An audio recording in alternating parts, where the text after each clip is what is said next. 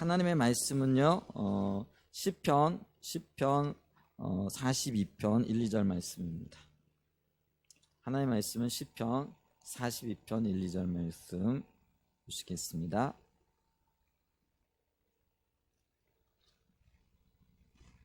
우리 한 목소리로 좀 같이 봉독하도록 하겠습니다. 하나님이여 사슴이 시냇물을 찾기에 갈급한 같이 내 영혼이 주를 찾기에 갈급하나이다. 내 영혼이 하나님 곧 살아계시는 하나님을 갈망하나니 내가 어느 때에 나아가서 주님의 얼굴을 배울까. 아멘. 시간 드려진 예물 위해 기도하겠습니다. 좋으신 하나님 아버지 감사합니다. 귀하고 복된 주의 날 아침에 주의 자녀들이 주님 앞에 달려나와 예배드립니다. 예배가 하나님을 만나는 것이라고 말씀하셨사오니 우리가 주님을 찾게 하시되 주님을 찾되 전심으로 주님을 찾을 수 있도록, 그러므로 약속하신 대로 주님을 만나는 그런 은혜가 있게 하여 주시기를 간절히 원하고 기도합니다. 우리가 주님 앞에 예배드릴 때에 또 주님 앞에 예물을 구별하여 드립니다. 단순하게 물질이 아니라 주님이 우리의 삶의 주권자가 되시고 인도자가 되시고 보호자가 되심을 고백하는 신앙 고백을 담아 아버지 주님 앞에 드리오니 주의 드리는 손길들 위에 하나님의 평강과 안식으로 또 삶의 인도와 또 부요함으로 하나님 함께하여 주시기를 간절히 원합니다. 또 주님께서 핏값으로 세우시는 몸된 교회와 이 나라의 민족 가운데 주의 긍휼과 자비를 잠시라도 잊지 마라 주시옵소서. 주님 감사합니다. 모든 영광 홀로 받아 주옵소서. 예수님의 이름으로 축복하며 기도합니다. 아멘.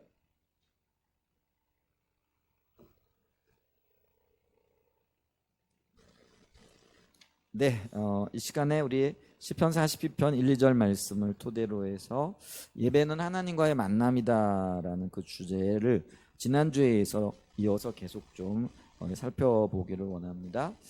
예배는 하나님과의 만남이다라고 이렇게 말씀을 드렸죠. 그렇기 때문에 이 예배 생활에 성공적이 되어지면은 우리의 신앙생활이 보다 더 이렇게 활발하고 또 그 예배가 우리의 모든 신앙생활의 기초가 되어지기 때문에 어떤 면에서 보면 예배는 우리 신앙생활에 있어서 가장 중요한 한 요소가 되어지고 기초가 되어질 수 있다라는 것들을 말씀을 드렸죠.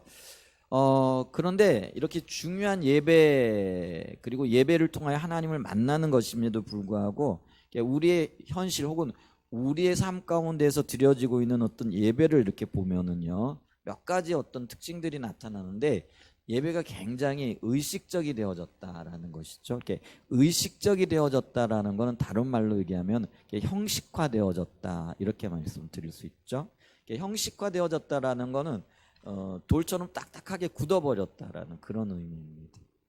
그래서 우리가 시간이 오래되고 세월이 이렇게 지나가면은 이렇게 모든 것들이 이렇게 굳어버리게 되어지고 돌처럼 딱딱하게 되어진다. 이걸 화석화되어졌다 이렇게 얘기를 하죠.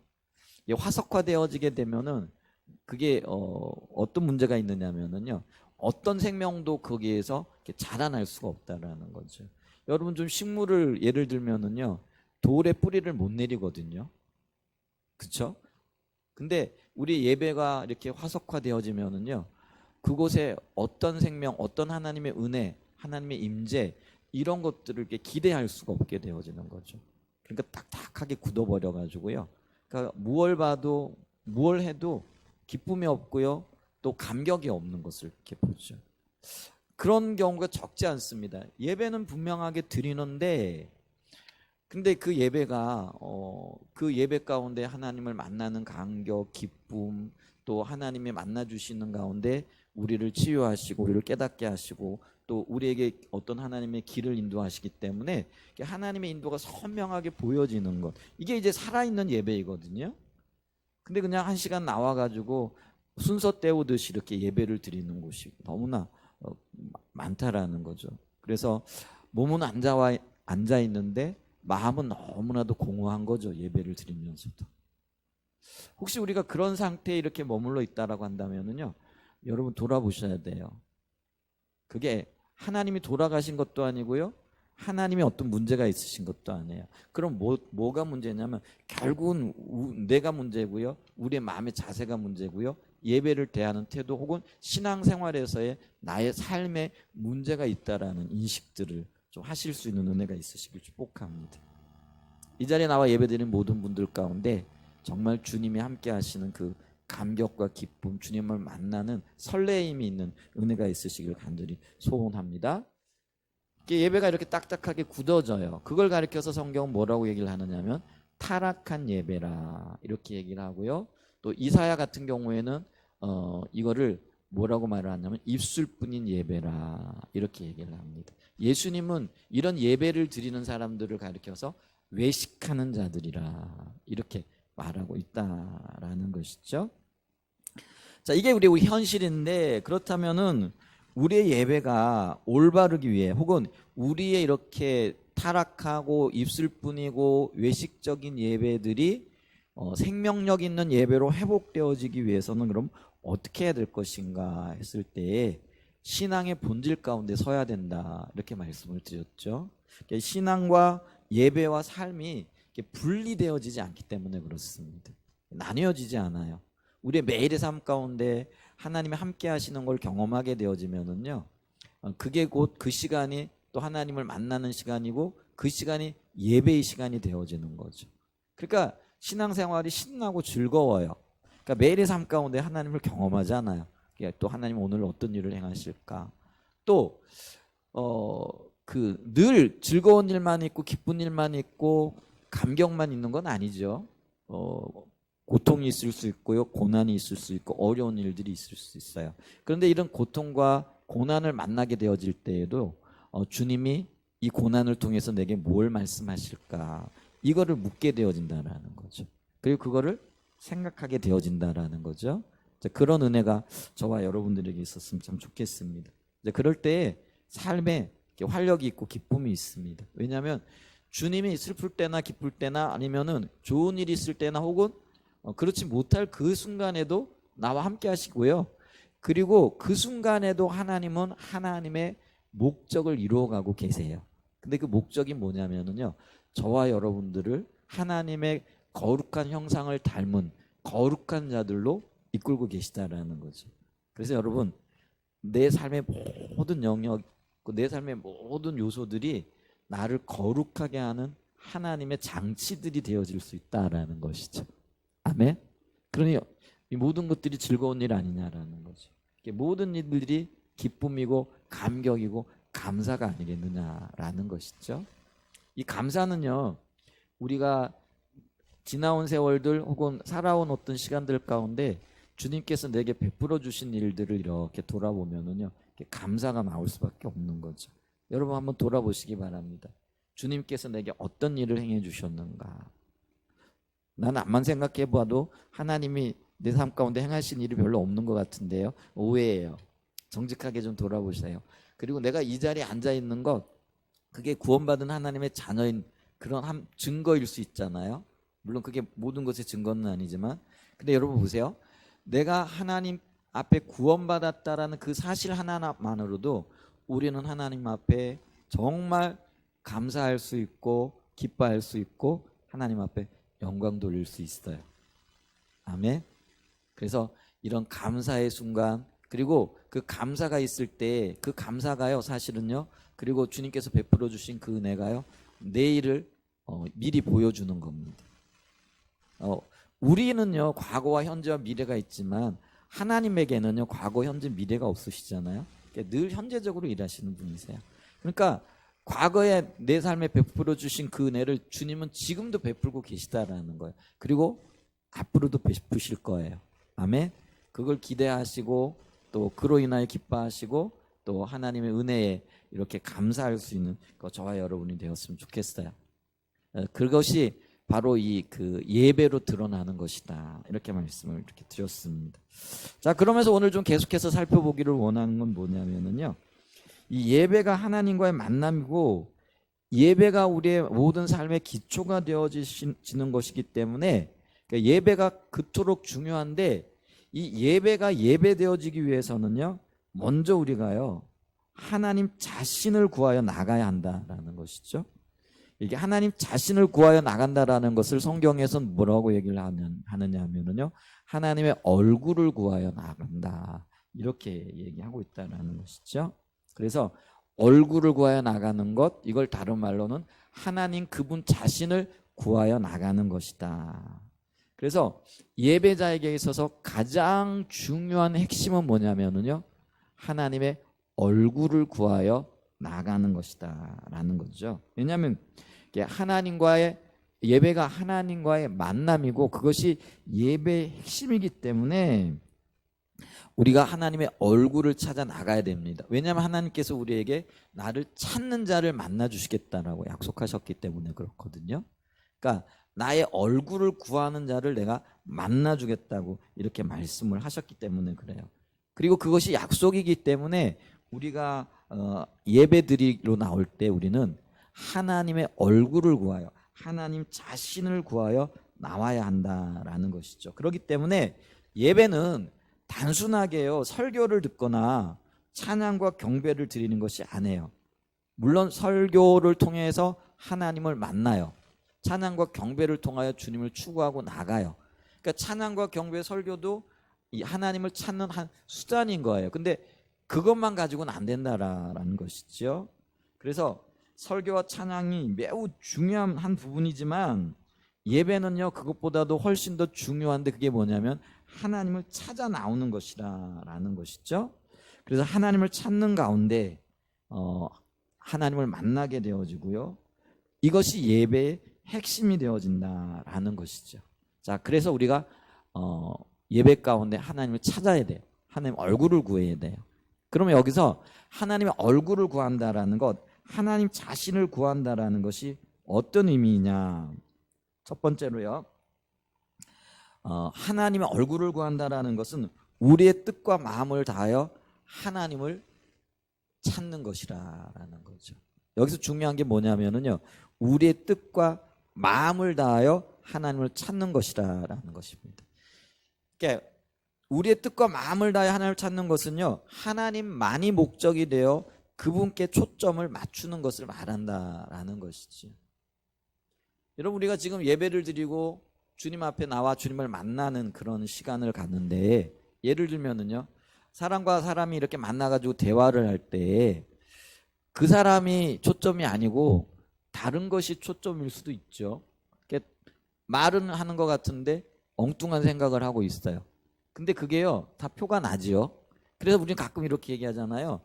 좀 대화에 집중합시다. 근데 그 얘기는 뭐냐면은요, 나를 만나러 왔으니까 내게 초점을 맞추어 달라는 그런 의미잖아요. 그러니까 내가 뭘 말하는지, 내가 어떤 의도를 갖고 있는지, 내가 또 말하는 그 말 속에 어떤 의도를 가지고 있는지 좀 안아주라는 그런 의미잖아요.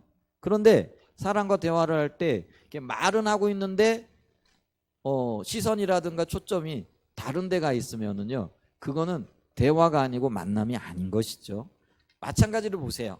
우리가 지금 주님 앞에 나와가지고 예배를 드린다고 앉아 있는데 저는 다 알지 못해요. 근데 여러분들은 아시잖아요. 그리고 하나님도 아시잖아요. 지금 나의 생각의 초점이, 나의 두 눈의 초점이, 내 마음의 초점이 어디에 맞춰져 있느냐라는 것이죠. 몸은 교회 예배당에 앉아 있는데 육신의 눈은 설교하는 사람을 쳐다보고 있는데 우리의 마음의 눈은요, 또 마음의 생각은요, 전혀 엉뚱한 데 가 있을 수 있죠.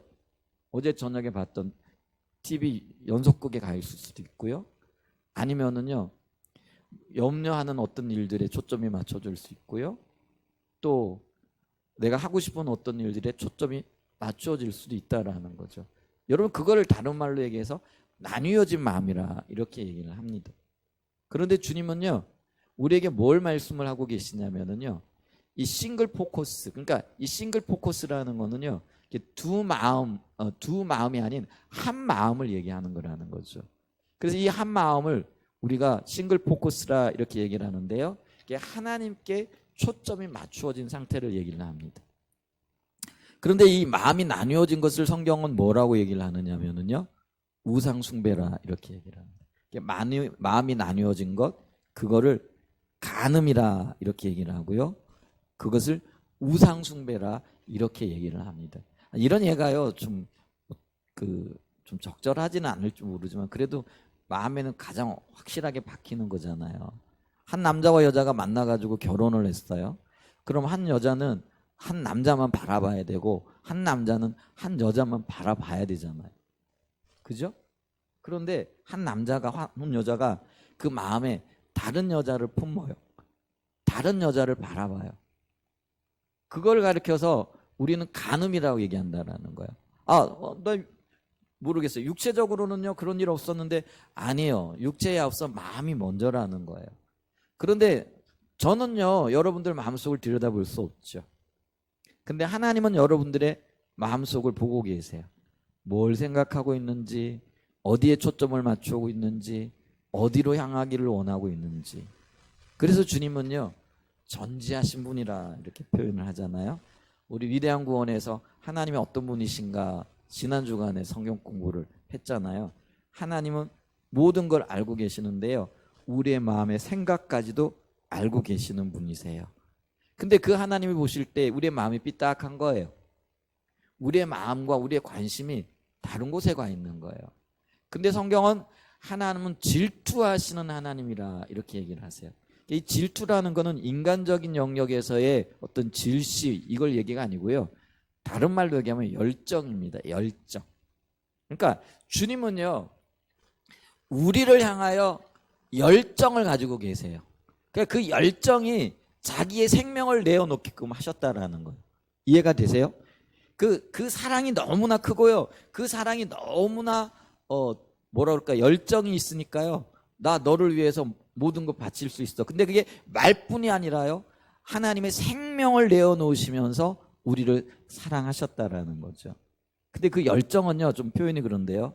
어떤 면에서는요. 독점적인 요소가 있어요.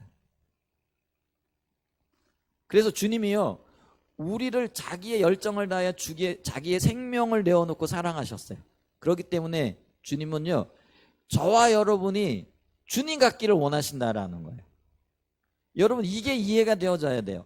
그러니까 사랑하는 사람은요. 여러분 그 마음이 있잖아요. 내가 사랑하는 대상이 나만을 바라보길 원해요? 아니면 나도 사랑하고 다른 사람도 사랑하길 원하세요? 제가 질문을 좀 드리고 싶은데 예전에 그랬더라고요. 설교를 하면서 질문을 했더니 그 교회는 참 이상한 교회다. 그래가지고요. 어떤 분이 안 왔어요. 참 별의별 일도 다 있죠. 우리가 설교하면서 물어볼 수도 있고 질문할 수도 있잖아요. 왜냐하면 그것을 좀 더 명료하고 분명하게 하고 그리고 그걸 이해하고 있는가 이런 것들을 좀 물어볼 수도 있잖아요. 근데 지금 질문은 안 하겠습니다. 그런데 여러분 보세요. 내가 그렇게 사랑하는 사람이 나는 내 온 마음으로 사랑하고 있는데 내가 사랑하는 그 대상이 나도 사랑하고 다른 사람도 사랑하길 원하세요? 아마 그걸 원하는 분들은요. 한 분도 없을 거예요. 여러분 이런 관점에서 하나님의 그 마음을 좀 보자고요. 하나님이 나를 사랑하시는데요. 생명을 내어놓고 사랑하셨는데 그 사랑하는 그 대상이 자기만을 바라보고 하나님만을 바라보길 원하고 하나님만을 찾기를 원하는 것이 이게 과연 욕심이에요? 잘못된 거예요? 아니라는 거예요. 그게 하나님의 열정이라는 거예요. 그렇기 때문에 우리가 주님을 바라볼 때 나의 마음을 다하고 뜻을 다하고 힘을 다하여 주님을 바라봐야 할 줄 믿습니다. 아멘. 그래서 나의 시선과 초점과 삶의 모든 방향이 하나님 앞에 맞춰지는 거예요. 그럼 목사님, 아니 그러면 우리 사회생활 하지 말라는 얘기인가요? 직장생활 하지 말라는 건가요? 가정생활도 하지 말라는 건가요? 여러분 그런 의미가 아니지요. 이건 우선순위의 문제입니다. 하나님께서는 우리에게요 직장생활도 잘 하라고 말씀하고 계시고요. 또 사회생활도 잘 하라고 말씀하고 계시고요. 가정생활도 잘 하라고 말씀하고 계세요. 당연히 우리가 그걸 잘 해야 됩니다. 그러나 그럼에도 불구하고 우리는요 이 문제를 어떻게 이해해야 되냐면요 삶의 우선순위의 영역에서 이 부분을 봐야 된다라는 것이죠. 여러분 우리의 삶에서 가장 소중한 게 뭐죠? 결국은 생명 문제잖아요. 우리의 생명이 끝나면 모든 것들이 끝나는 거죠. 그렇지 않습니까? 근데 주님을 사랑하는 거는요 있어도 되고 없어도 되는 그런 어떤 부차적인 게 아니고요. 핵심적인 거라는 거예요. 본질적인 거라는 거예요. 생명의 문제라는 거예요. 그래서 생명 되시는 주님과의 관계가 있을 때 내 생명이 풍성하게 되어지는 거예요. 아멘? 그리고 그 나머지 여러분 이 생명 안에서 직장 생활도 가능하고요. 가정 생활도 가능하고요. 그 다음에 사회 생활도 가능케 되어지는 거예요. 아멘? 그렇기 때문에 우리가 우선순위의 영역에 있어서 하나님과의 관계에 먼저 초점을 맞춰라. 그리고 이 관계가 튼튼해지고 이 관계가 풍성해지고 그러면 자연스럽게요. 사회생활이든 가정생활이든 아니면 직장생활이든 그곳에서 아름다운 열매들이 맺혀지게 된다는 것들을 기억할 수 있으시기를 바랍니다. 여러분 집을 지을 때 기초 안 놓고 집 지으면 큰일 나요. 생각해 보자고요. 우리 교회 건물을 지었는데 기초 없이 건물을 이렇게 지었어요. 예를 들면 기둥만 세운 거죠. 빨리 짓기 위해 가지고. 그럼 그 건물 얼마나 견딜 수 있을까요? 금방 무너집니다. 잠깐은 세워질 수 있을지 몰라도요. 마찬가지로요. 우리의 생명의 기초, 삶의 기초가 여러분 생명 되시는 하나님인 것을 기억하실 수 있기를 축복합니다. 그런데 이 하나님 없이 여러분 아무리 멋진 집을 짓고요. 아무리 훌륭하고 눈에 보이는 집을 지었어요. 그게 직장 생활일 수도 있고요. 그게 가정 생활일 수도 있고요. 그게 사회 생활일 수도 있어요. 화려한 집을 지었어요. 근데 기초가 없으면은요. 그 집은 반드시 무너지게끔 되어져 있습니다. 그거 생각하시면 돼요. 하나님 없이 집을 지었어요. 생명이 없는 집이 지었어요. 하나님 없이 어떤 사회생활, 가정생활, 또 어떤 직장생활을 해요. 여러분 반드시 무너집니다. 하나님께서 저와 여러분들을 어렵게 하고 힘들게 하시려고 나만 바라봐라, 생명관계를 형성해라 이렇게 말씀하시는 게 아니라는 거예요. 그것이 생명이고 기초이고 그것 없이는 안 되기 때문에 그렇다라는 것이죠. 우리는 하나님의 피조물이고요. 하나님의 걸작품으로 지음받은 존재들입니다. 그런데 아무리 뛰어난 걸작품이라고 할지라도요. 우리에게 생명을 주신 하나님 안에 거할 때에만 이 걸작품으로서의 가치가 있게 되어진다는 것들을 기억할 수 있는 은혜가 있기를 예수님의 이름으로 축복하고 축원드립니다. 그래서 지난 주간에 이스라엘 백성들이 살아날 수 있었던 이유, 하나님의 생명이 다시 부어졌던 이유, 사무엘 시대에 그 이유들을 말씀을 드렸잖아요. 그 이유가 뭐였어요? 그들이 하나님만을 섬기고 하나님만을 바라보기 시작했어요. 사무엘의 지도로. 그랬더니 하나님께서 그들에게 생명을 주시고 블레셋의 압제에서 벗어나게 하시고 블레셋과의 전쟁 가운데서도 승리하게 하시고 블레셋에게 빼앗겼던 성들을 다시 찾게 하시는 일들이 있었던 것들을 기억해야 합니다. 하나님 없이 내가 뭘 하고 있고 또 뭘 해야 되겠다 혹은 어떤 일들을 할 수 있다라고 생각하는 그것이 교만이라는 것들을 기억하셔야 됩니다. 그래서 겸손은, 진정한 겸손은 뭐냐면요, 하나님을 찾는 겁니다. 하나님 없이는 안 된다라는 것을 인식하기 때문에 그 일을 하게 되어진다라는 것이죠. 그래서 미스바 성회에 모여서 이스라엘 백성들이 하나님을 찾고 주님만 바라보고 주님만을 찾았던 것처럼 오늘 우리가요, 하나님만을 섬기는 그런 자리에 설 수 있기를 축복합니다. 그래서 하나님 자신을 구한다라는 것의 의미는요, 마음을 다하고 뜻을 다하고 힘을 다하여 하나님을 찾는 것, 하나님께 초점을 맞추는 것이다 라는 것들을 기억하실 수 있기를 바랍니다. 시편 24편은요 하나님을 찾는 족속을 하나님의 얼굴을 구하는 자로 이렇게 표현을 합니다.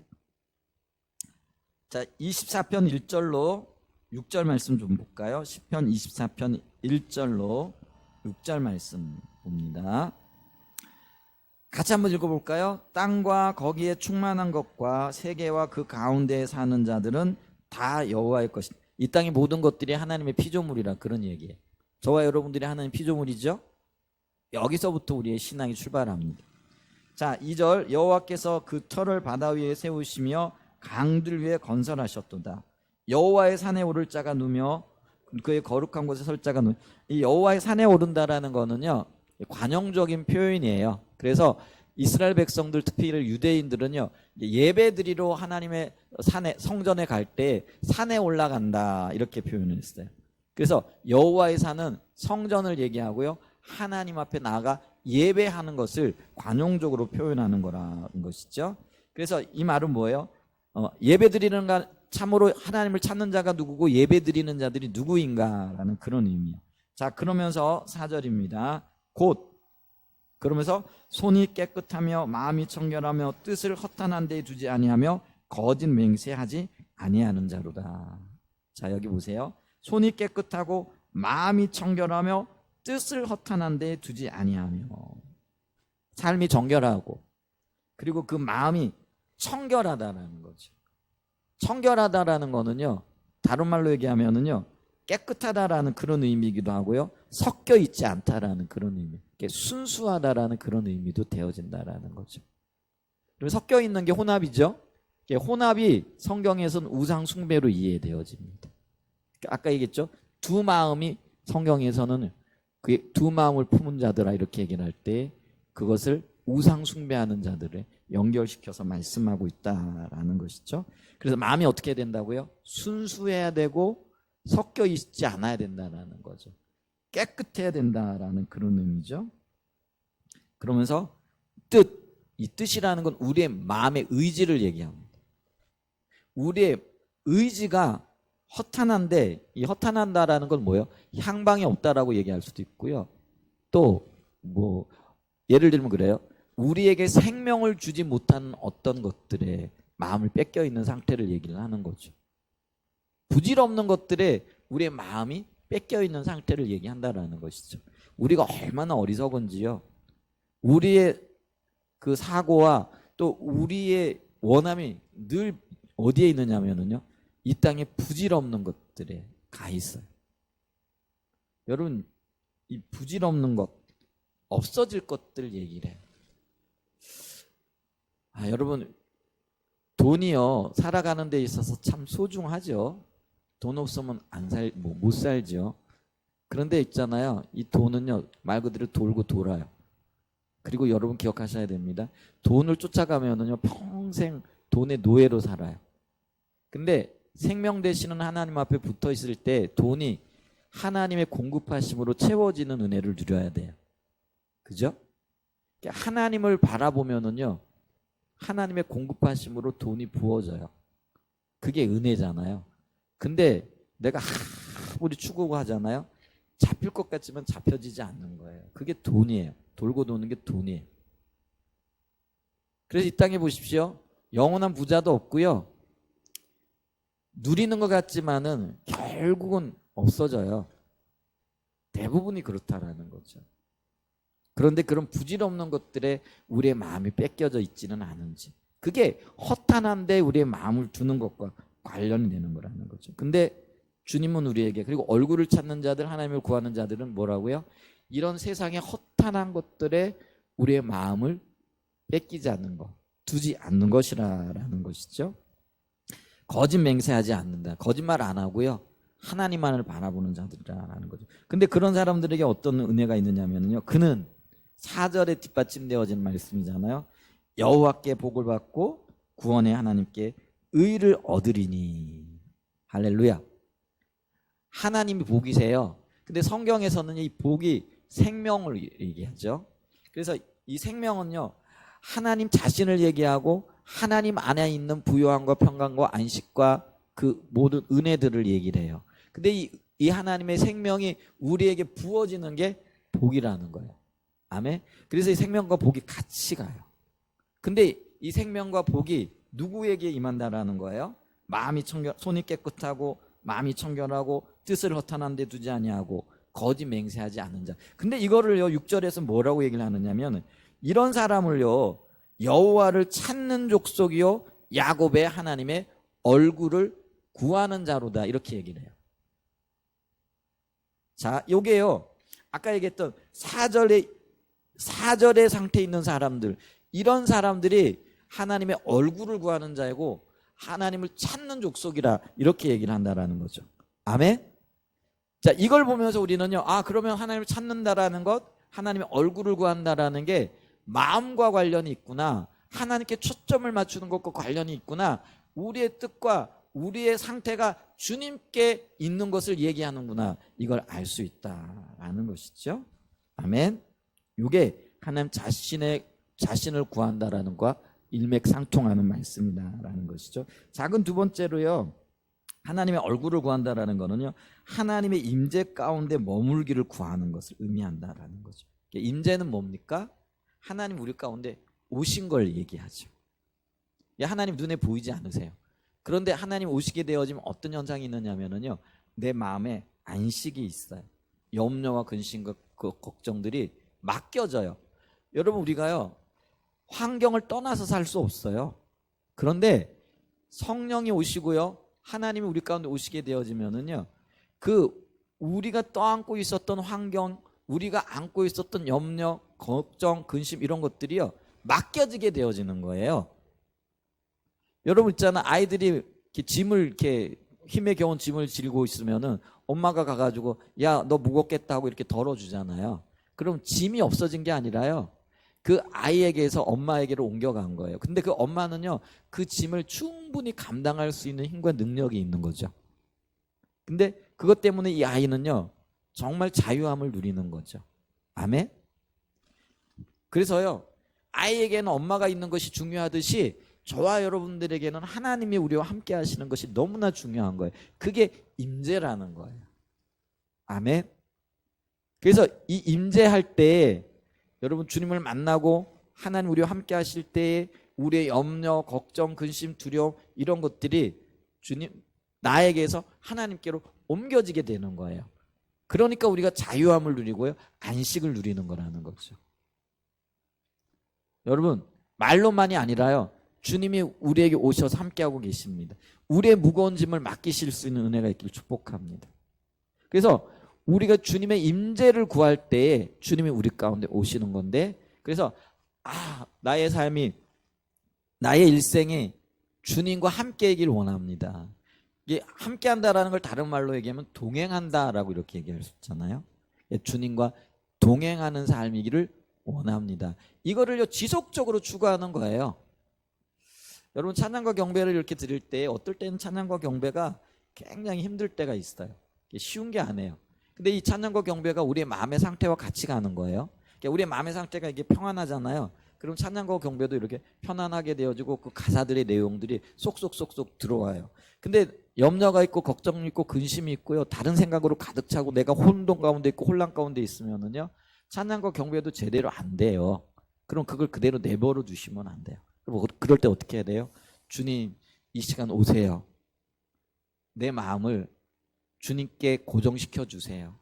염려와 걱정과 근심들을 주님께 맡겨드립니다. 그리고 한 걸음 더 나아가서 나사렛 예수 그리스도 이름으로 명하노니 모든 염려와 걱정과 근심들, 주님께로부터 오지 않은 생각들은 내게서 떠나갈지어다. 이렇게 여러분 기도하면서 쓰셔야 돼요. 오늘 제가 그랬어요. 예배를 드릴 때 예배와 찬양이 제대로 드려지고 있는가? 나는 지금 예배자인가? 이런 여러 가지 생각들이 저를 이렇게 뭐라 그럴까, 이렇게 들었어요. 그래서 제가 기도했어요. 주님 도와주세요. 나는 주님께 예배하기를 원합니다. 예배를 방해하는 생각들은 예수의 이름을 명하여 떠나갈지어다. 기도하는 거예요. 한 번 해서 될까요? 안 돼요. 그럼 또 하는 거예요.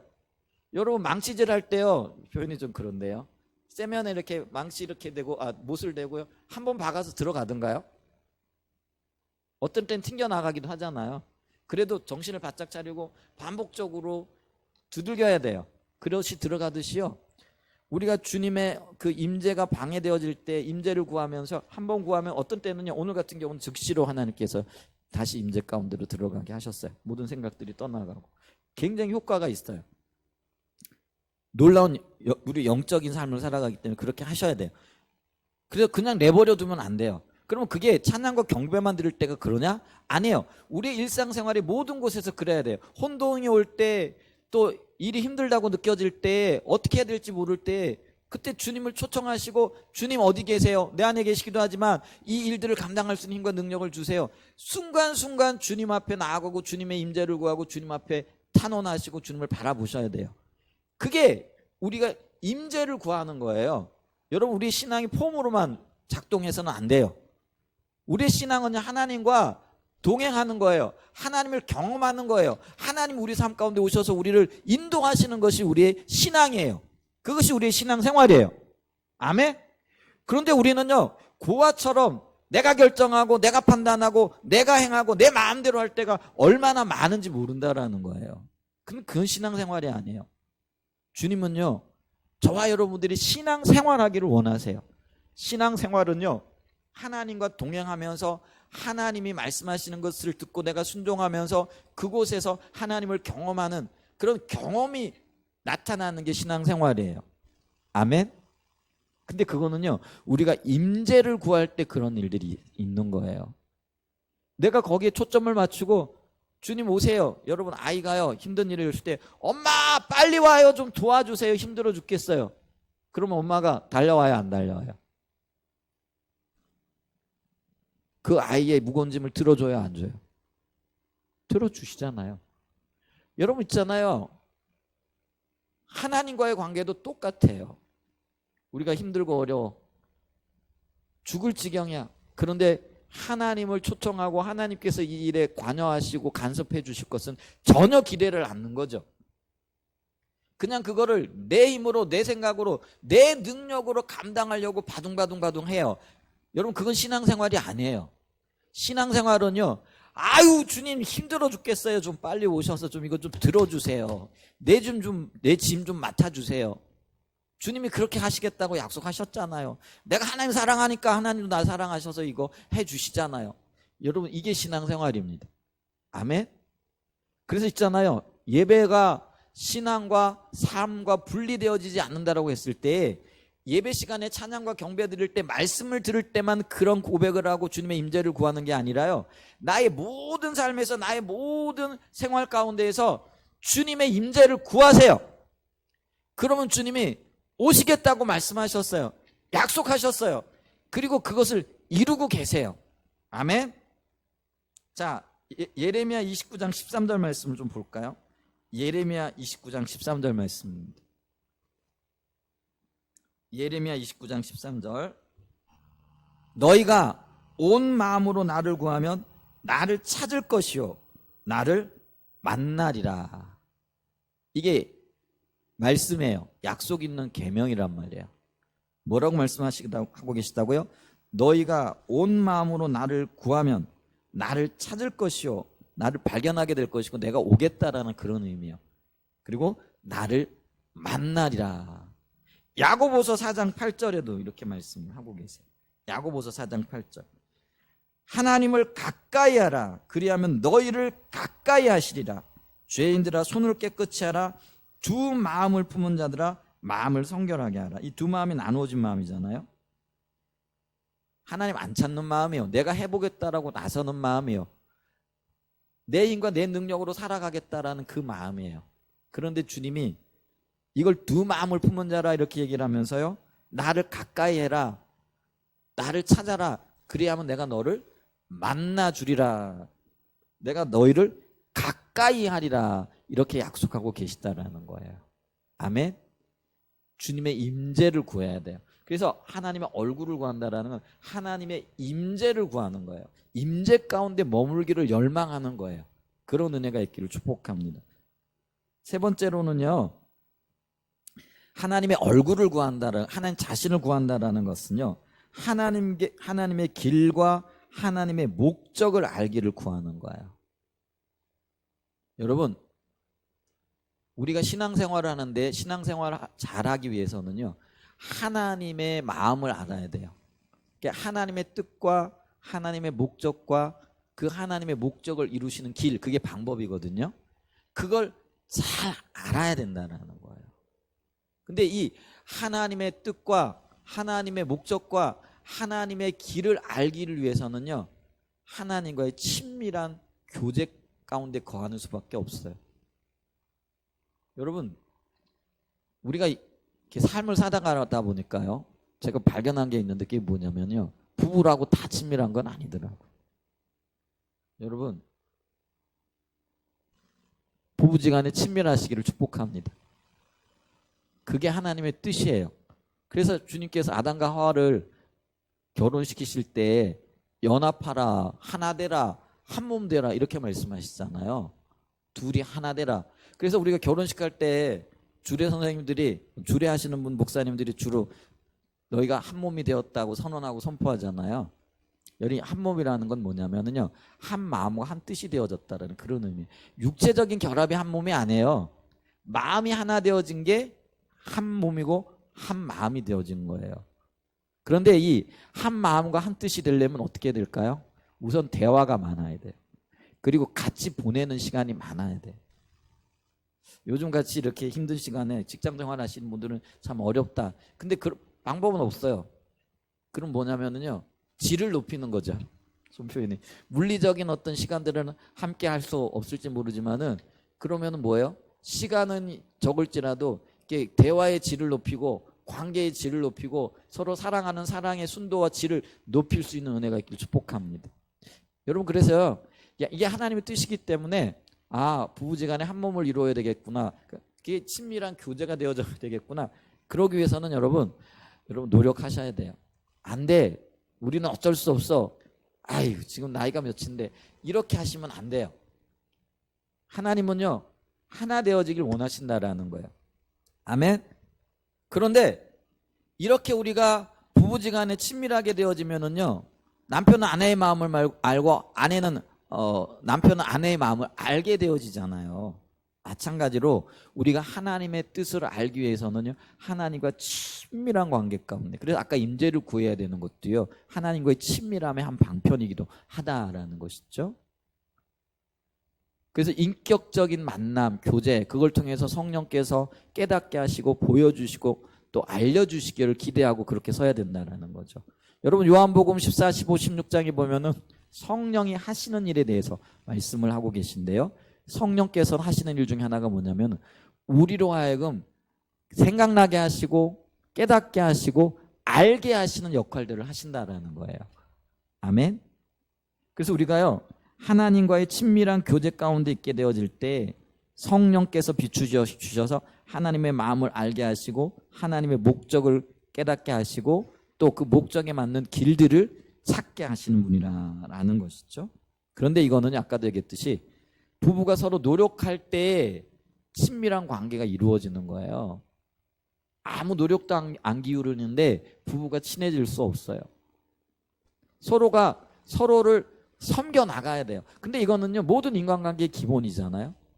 그래서 주님은요 인간관계 할 때 우리에게 주신 철칙이 있어요. 그게 뭐냐면요, 너희가 무엇을 하든지 간에 죽게 하듯 하라, 이렇게 말씀하고 계시다라는 거예요. 여러분 남편이 아내를 주님을 섬기듯이 섬기십시오. 아내가 남편을 주님을 섬기듯이 섬기세요. 부모님들을 여러분 주님을 섬기듯이 섬기십시오. 자녀들을 주님을 섬기듯이 섬기십시오. 여러분 주님이 예를 들면 오늘 저 뒷문을 열고 들어오신다 그러면은요, 소 닭 쳐다보듯이 멀뚱멀뚱 이렇게 쳐다보시겠어요? 만약에 주님이 저 문을 çal고 오신다, 돌아봤더니 주님이시네? 그러면 여러분들이 다 벌떡 일어나가지고 주님 하고 우르르르 이렇게 달려나가지 않으시겠어요? 와봐야 한다고요? 와 보셔야 한다고요? 아니에요. 주님이 오시면은요, 저분이 주님이다, 이 깨달음, 이거 순식간에 그게 보여져요. 그럼 우리는요 자리에 벌떡 일어나가지고 용수철처럼 뛰어나갈 거예요. 그런데 주님이 인간관계를 할 때 저와 여러분들에게 뭐라고 말씀하셨다고요? 죽게 하듯 하라. 죽게 하듯 하라. 이렇게 말씀하셨다는 거예요. 그럴 때 친밀함이 부어지는 거예요. 여러분 우리 주님을 온전하게 기쁨으로 또 우리의 모든 것을 다하여 추구하고 바라볼 수 있는 그런 은혜가 있기를 축복합니다. 그럴 때 주님의 길과 주님의 목적과 주님의 뜻이 우리에게 보여지고 알려진다라는 거죠. 네 번째요, 작은 네 번째입니다. 하나님의 얼굴을 구한다는 것은요, 이렇게 알려진 주님의 뜻과 목적을 알면 뭐예요? 동참해야 되잖아요. 그러니까 그 알려진 하나님의 뜻과 목적을 온 삶을 다하여 함께 이루어 나가기를 열망하는 거예요. 그래서 주님 말씀하세요. 그럼 내가 따를게요. 근데 어떤 때는요, 주님이 말씀하셔도요 안 따르거든요. 그거는요 주님의 얼굴을 구하는 게 아니에요. 많은 분들이요, 주님 말씀만 하시면 따르겠습니다 하면 주님은 말씀하셨어요. 근데 안 따라요. 안 따르는 이유가 뭐냐면은 내가 원하는 게 아니거든요. 나는 요걸 기대하고 있었는데 주님은 이거를 말씀하세요. 그러면 우리는 뭐예요? 그거 주님의 뜻이 아닌 것 같은데요. 안 따라요. 그러면 차라리 말씀하시옵소서 제가 따르겠습니다. 이런 기도는 하지 말든지. 그게 가짜 기도라는 거예요. 그게 입술뿐인 예배라는 거예요. 여러분, 우리가 진정으로 주님 앞에 예배 드린다라는 것은요, 주님이 무엇 말씀하셔도 내가 아멘하고 그 길에 따르고 그 길에 순종하는 걸 말합니다. 내가 기대했던 것이 아니고 내가 원했던 응답이 아니라고 할지라도 그 길을 따라가는 거예요. 아멘. 그게요 주님의 얼굴을 구하는 자들의, 그리고 주님의 자신을 구하여 나간다라는 것의 의미라는 것이죠. 여러분, 예배는요 하나님의 얼굴을 구하여 나가는 겁니다. 그래야 하나님을 만날 수 있다라는 것이죠. 이게 굉장히 소중했기 때문에요, 다윗은 이 예배의 기쁨을 정말 일생 동안 누렸던 사람이잖아요.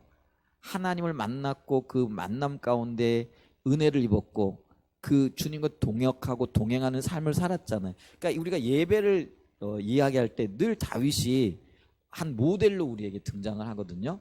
근데 이 다윗이요 그런 삶을 살았기 때문에 그런 삶을 살게 하기 위하여 자기 자식들에게 어떤 요구를 하고 어떤 유언을 했느냐 하면은요, 그 유언이 역대상 28장 9절에 나와 있어요. 한번 좀 우리 같이 읽어봤으면 좋겠어요. 역대상 28장 9절이에요. 여러분, 우리가 이 땅을 살고 이제 주님이 나를 부르실 때가 다 되었다, 그게 느껴질 때 자식들에게 어떤 걸 남기고 싶으세요? 근데 다윗은요 지금 이 말을 남겼어요. 근데 그 다윗은요 예배의 삶을 살았던 사람이잖아요. 자, 역대상 28장 9절이죠. 자, 같이 한번 읽어보겠습니다. 시작. 내 아들 솔로몬아, 너는 내 아버지의 하나님을 알고 온전한 마음과 기쁜 뜻으로 섬길지어다. 여호와께서는 모든 마음을 감찰하사 모든 의도를 아시나니 내가 만일 그를 찾으면 만날 것이요 만일 내가 그를 버리면 그가 너를 영원히 버리시리라. 내 아들 솔로몬아. 그래서 이 역대상이요, 역대상까지 이제 다윗의 얘기가 등장을 하죠. 그 이후로는 다른 열왕들의 이야기가 이렇게 등장을 하는데, 역사적으로 봤을 때 이제 다윗이 솔로몬에게 왕위를 물려주고요 자신의 유업을 잇게 하는 거죠. 그리고 난 다음에 죽기 얼마 전에 유언처럼 남겼던 말씀인 거죠. 그래서 그 자손들에게 남기고 싶었던 말이기도 합니다. 그러면서 애절하죠. 내 아들 솔로몬아. 나이 많은 다윗이요 젊은 솔로몬에게 유언처럼 남기는 말이라고 생각하고 이 말을 좀 한번 우리가 다시 들여다보자고요. 그러면서 이렇게 얘기하죠. 내 아버지의 하나님을 알고, 이 아는 게 이론적으로 아는 게 아니고요 경험적으로 아는 걸 얘기를 하죠.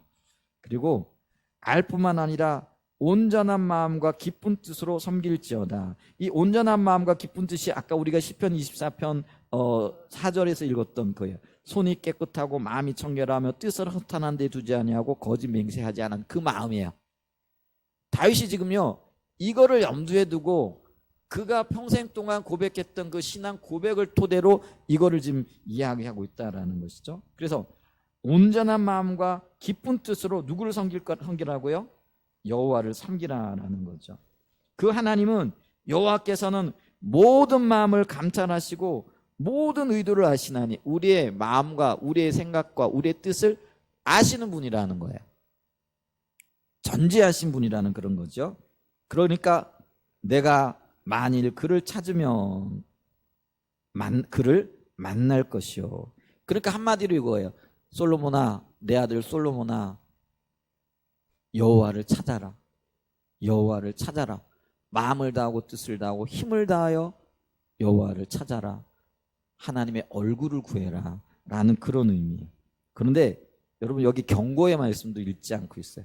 내가 만일 그를 버리면, 이게 버린다라는 게 어떤 의미일까요? 우리는 이제 버린다, 떠난 걸 얘기하잖아요. 그래서 우리가 신앙을 떠났다 그러면은 우리가 어떤 생각을 하느냐면요, 이제 더 이상 교회 안 나오는 걸 생각해요. 이제 더 이상 헌신도 안 하는 걸 생각해요. 누가 교회 가자 그래도 나는 이제 교회 끊었어, 이렇게 말하는 거를 떠났다라고 생각을 하죠. 물론 그것도 떠난 거 맞아요. 그런데 신앙적인 의미에서 떠났다라는 거는요, 그리고 여호와를 버렸다라는 거는요, 마음에서 하나님을 버린 거예요. 마음으로부터 하나님을 더 이상 이제 더 소중하게 여기지 않는 거예요. 마음으로부터 하나님보다 더 사랑하는 어떤 것들이 생긴 상태, 여기에 이룬 것을 하나님을 버렸다, 하나님을 떠났다, 하나님과 상관없는 삶을 살고 있다, 이렇게 말하는 거예요. 이해가 되세요? 여러분 솔로몬은요, 다윗의 아들로서요, 한 번도 하나님을 우리가 일반적으로 이해하는 의미에서는 하나님을 떠난 적이 없어요. 그는 성전을 지었고요, 그 성전 예배를 성실하게 수행했던 사람이에요. 그런데 그가요, 그의 마음에 여인들을 더 사랑해요. 여러분 이 솔로몬의 아내 처첩들이요, 몇 명이죠? 1000명이. 그런데 성경에 보면요, 그 여인들이 솔로몬의 마음을 훔쳤더라, 도둑질했더라, 이렇게 표현을 해요. 그 솔로몬의 마음을 돌이켜서 여호와에게로부터 다른 곳으로 관심을 가지게 했더라, 이렇게 얘기를 해요. 그랬더니 성경은 솔로몬이 하나님을 버렸다, 이렇게 얘기를 해요. 그리고 그 솔로몬이 하나님을 버린 결과가 뭐예요? 왕국이 둘로 쪼개지는 거예요. 그렇게 강성했던 왕국이 둘로 쪼개지면서요, 그때 이후로요, 세계사적으로 보게 되어질 때는요, 이 두 나라가 쪼개지면서요, 그렇게 역사에 큰 이바지를 못하는, 정말 그렇고 그런 나라들이 되어버렸던 거예요. 하나님이 함께 하시는 그 다윗 시대의 제국으로도 나갈 수 있는 엄청난 부와, 여러분 솔로몬이요, 엄청난 부와 엄청난 권세와 엄청난 그런 국가의 부를 자랑했던 군주였잖아요. 그런데 그게 한순간에 둘로 쪼개지면서요, 힘을 못 쓰게 되어진 거죠. 그런 결과들을 가지고 왔다고요. 근데 그 이유가 뭐라고요? 솔로몬이 하나님을 찾았을 때는 그런 부가 임했어요. 근데 솔로몬이 하나님을 버렸을 때 그 경고의 말씀을 듣지 않았어요. 하나님이 너를 떠날 것이다. 솔로몬이 예배에 실패한 거죠. 자, 말씀을 마무리합니다. 하나님은요, 우리가 예배의 사람이 되어지길 원하세요. 예배는 하나님과의 만남이에요. 우리의 신앙생활의 가장 기초가 되어지는 거예요. 그런데 이 예배하는 자들은요, 하나님의 얼굴을 구하여 나와야 돼요. 하나님의 얼굴을 구한다는 것은요, 우리의 뜻과 마음을 다하여 하나님을 찾는 것을 말하고요, 하나님의 임재가 우리의 삶 가운데 함께 하시기를 매 순간 그렇게 구하여 나가는 것을 말하고요, 하나님의 길과 목적을, 그리고 하나님의 뜻을 알기를 원하는 마음으로 나가는 것이라고 얘기했어요. 그리고 그것뿐만 아니라 그 하나님의 뜻과 목적, 하나님의 길을 따라서 나의 삶을 동참시키는 그런 삶의 자세를 가지고 나가는 것이 하나님의 얼굴을 구하는 거라, 이렇게 얘기를 했어요. 이게 너무나도 소중했기 때문에 다윗은요, 자신이 그런 삶을 살았을 뿐만 아니라 내 아들 솔로몬아, 너도 그렇게 살아야 해, 너도 이렇게 살아야 해 하면서 하나님을 찾아야 돼, 이렇게 유언하고 있고요. 네가 만약 찾지 않게 되어지면 하나님이 너를 떠나실 거야, 경고했어요. 여러분 이 경고의 말씀을 솔로몬에게 주시는 경고의 말이지만 결국은 저와 여러분에게 주시는 하나님의 경고의 말씀입니다. 아멘. 마음에 새기시고요, 예배에 성공하는, 하나님의 얼굴을 구하여 나가는 저와 여러분들이 되시기를 예수님의 이름으로 간절히 축복하고 축원드립니다. 아멘.